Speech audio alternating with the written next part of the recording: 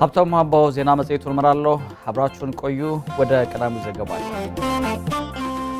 የዕለት ምግብና የመጠለያ አቅርቦቱ አነስተኛ በመሆኑ ድጋፍ እንዲደረግላቸው በደቡብ ወሎ ሐይቅ መካነ ኢየሱስ የመጠለያ ጣቢያ የሚገኙ ተፈናቃዮች ተናገሩ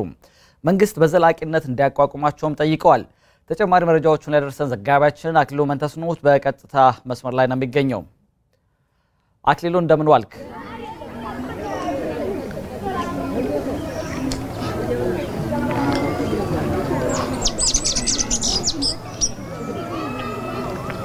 እንደምን አልካፍታሙ ሰላም ነኝ መስገን እንግዲህ አንተ በመጠለያ ጣቢያው ላይ እንደምትገኝ ነው ያለኝ መረጃና የተፈናቃዮቹ ስሜት ምን ይመስላል አሁን ያሉበት ሁኔታስ ምንድነው ጥቅል ያሉ መረጃዎችን ንገረን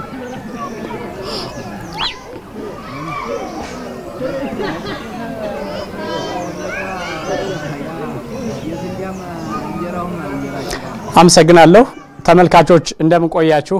ዛሬ እንግዲህ ቀደም ብለ አንተም እንዳልከው በሐይቅ ከተማ የመካነ ኢየሱስ መጠለያ ጣቢያ ነው የተገኘነው በዚህ የመጠለያ ጣቢያ በተለይ ከባለፉት 2 አመታት ጀምሮ በኦሮሚያ ክልል ምስራቅና ምዕራብ ወለጋ አካባቢዎች ተፈናቅለው የሚገኙ ተፈናቃዮች ናቸው በዚህ መጠለያ የሚገኙት ወደ 380 አባወራ የሚጠጉ ተፈናቃዮች እዚህ ይገኛሉ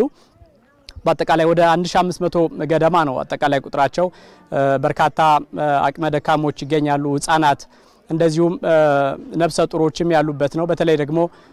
በርካታ መጫቶችም በዚህ መጠለያ ጣቢያ ይገኛሉ በመጠለያ ጣቢያው እንግዲህ በመንግስት ከሚደረግ ድጋፍ ባሻገር አሁን ላይ የመጠለያም ሆነ የዕለት ምግብ እጥረት እንዳለባቸው ነው የነገሩን አንዳንዶቹ በተለይ አሁን ላይ ዝናብ በሚጥልበት ወቅት የመጠለያዎቹ ውሃ የሚያስገቡ ስለሆነ እንደዚሁ ለፍሳሽ አደጋም እየተጋለጡ መሆኑን ነው የነገሩን እንግዲህ በዚህ የመጠለያ ጣቢያ በመንግስት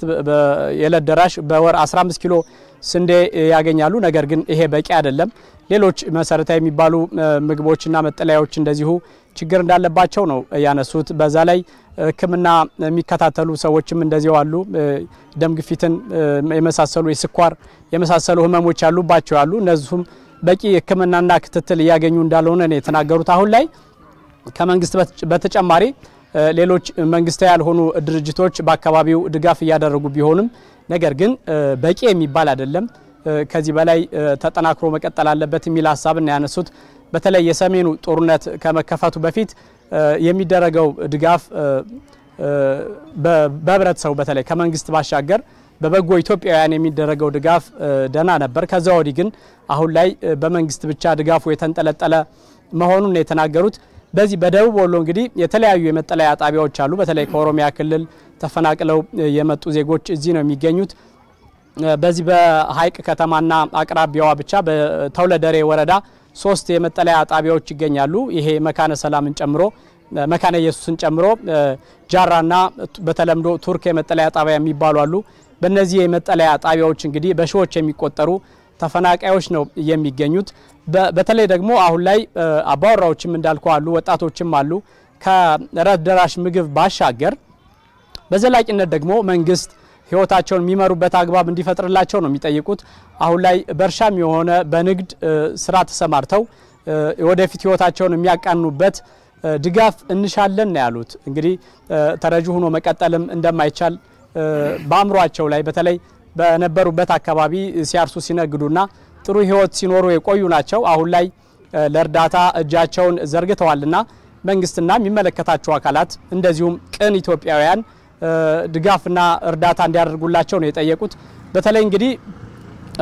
በመንግስት በኩል የአደጋ መከላከልና ምግብ ዋስትና በወር የሚያቀርበው የተመጠነ ድጋፍ ነው ያ በቂ ባለመሆኑ ነው እንግዲህ የድጋፍ አድርጉልን የሚል ሐሳባቸውን የሰጡን እኛም እንግዲህ ተከታታይ ዘገባዎችን ወደ ተመልካቾች ምናደርስ ነው የሚሆነው ለአሁኑ ግን ያለኝ መረጃ ይሄው ነው